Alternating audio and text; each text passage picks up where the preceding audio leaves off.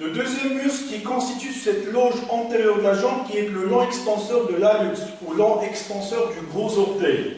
C'est un muscle c'est un muscle extrinsèque, bien sûr, du pied. Il prend insertion au niveau du tiers moyen de la face médiale de la fibula. Il s'insère aussi sur la membrane interosseuse. Il se prolonge, il passe au niveau de la cheville, au bout du pied face antérieure, sous le ligament annulaire, bien sûr, et il se termine par un tendon au niveau de la deuxième phalange du gros orteil avec une expansion sur la première phalange. Donc c'est un muscle qui a plusieurs composantes d'action. C'est un muscle qui est, comme son nom l'indique, long extenseur de l'hallux.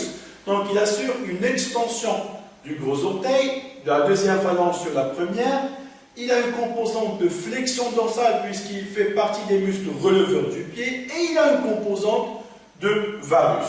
Sa mise en tension nécessite la combinaison de l'opposé plutôt de ces trois mouvements. C'est-à-dire, on va l'étirer sur une flexion plantaire de la cheville, à laquelle on va rajouter une flexion du gros orteil ou de l'articulation interphalangienne du gros orteil, de l'hallux, et on va rajouter à ces deux mouvements un mouvement de valgus. Comme ça, on aura ciblé les différentes composantes et on aura réalisé l'opposé de l'action des différentes composantes d'action de ce long extenseur de l'hallux.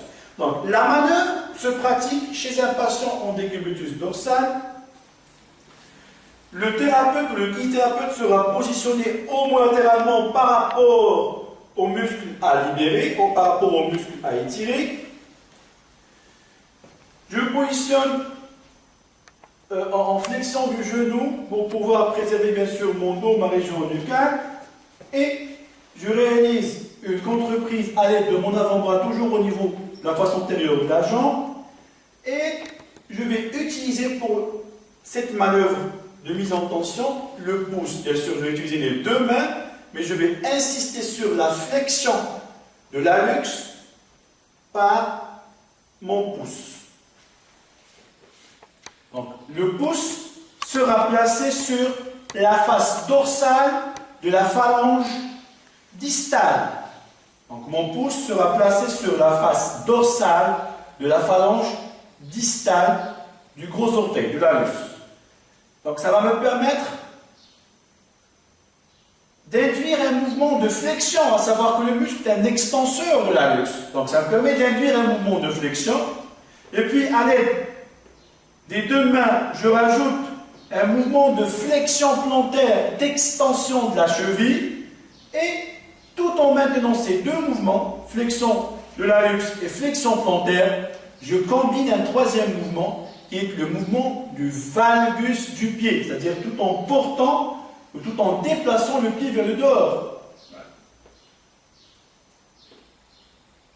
Donc, je répète, le long extenseur présente à décrire trois composantes d'action: extension du gros orteil, flexion dorsale de cheville, varus du pied. Sa mise en tension nécessite la réalisation de l'opposé de ces trois actions afin d'étirer l'ensemble de ces fibres et être efficace durant toute cette mise en tension. Ma contreprise sur le tibia face antérieure, ma prise en bimanuel qui va englober le pied. À l'aide de mon pouce, je vais insister sur la flexion du gros orteil. Je pousse la cheville et le pied dans le sens de la flexion plantaire et je combine par un troisième mouvement qui est le valgus. Et bien sûr, ce qui me reste, c'est la synchronisation bien sûr avec la respiration et le maintien de cette position, de ces trois mouvements, d'une durée entre 10 et 15 secondes au minimum.